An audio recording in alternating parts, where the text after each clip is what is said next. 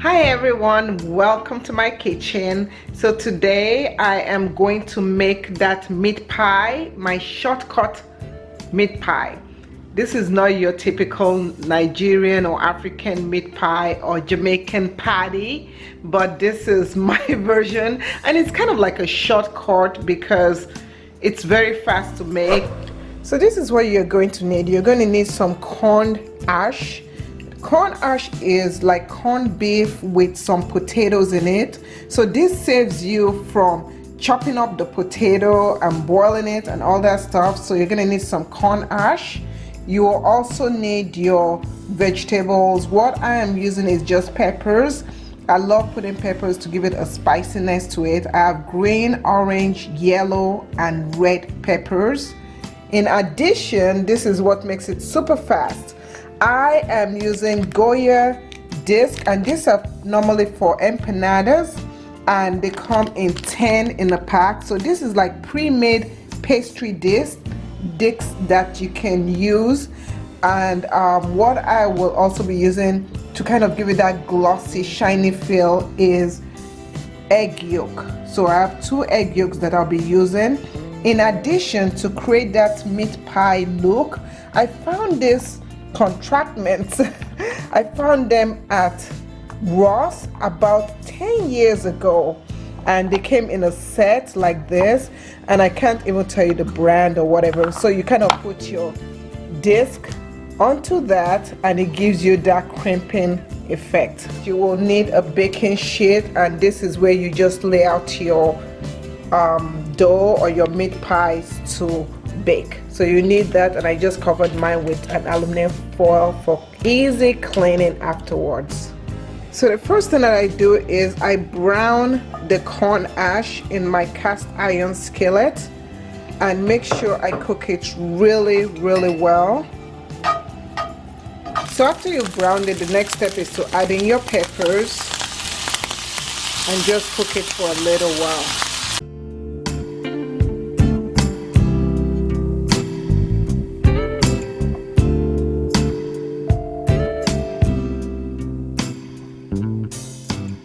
So next it's time for us to prep our dough, and this is how the dough comes in layers of 10.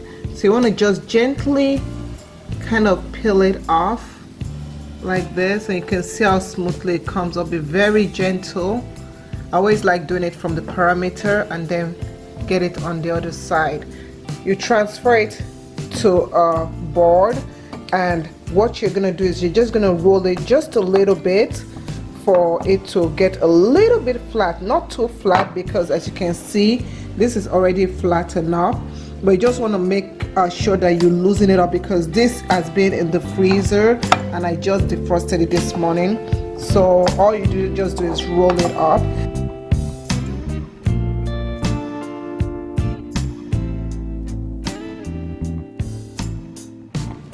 So after rolling it, this is what it looks like. You can see that the middle is not so flat, whereas the sides have thinned out a little bit more. The baking pan, I'm gonna put some oil on it. You can use olive oil or any other oil that you like. And this is so as not to let the meat pie stick. For the eggs, I'm going to beat it just a little bit. You only need the yolk of the egg. So try as much as possible to only get the yolk of the egg. The meat pie press I'll be using is the large size one because I want to make some really big meat pies. So all you do is you just put your dough that you've already pressed out, and you make sure that you've centered it really well, and just press the ends together like that. And you do want that marking to show really well. I'm just stretching it just a little bit so that it falls over the edge. Next, I'm going to get my filling.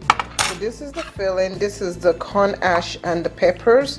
I'm just gonna put about 2 scoops, with 2 tablespoons of it in there. Make sure I get it in the center. And the last step is very simple. All you want to do is you just want to close it up very carefully, And as you can see, when I close it up, everything is in there, and you want to press it really well. And the way that you know if you're putting way too much is if this bulks out. That means you put too much of the filling. You don't want to put too much of the filling. So what I do is this.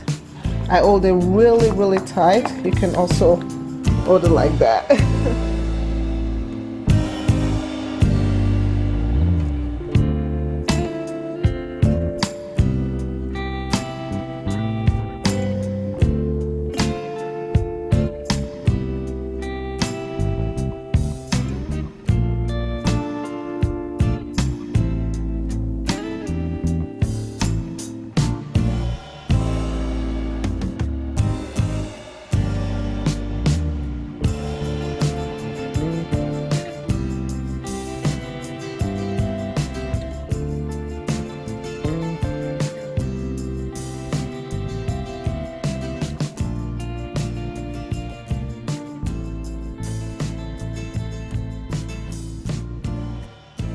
So once the dough pops like this, that means it's ready to be pulled out.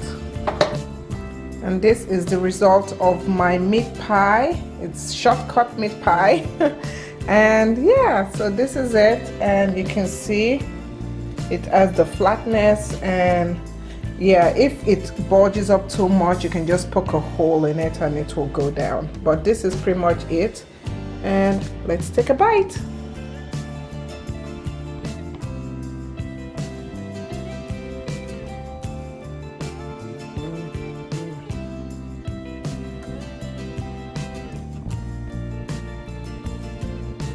Today we are going to be cooking cakes in a mug. First, we are going to need 2 tablespoons of butter,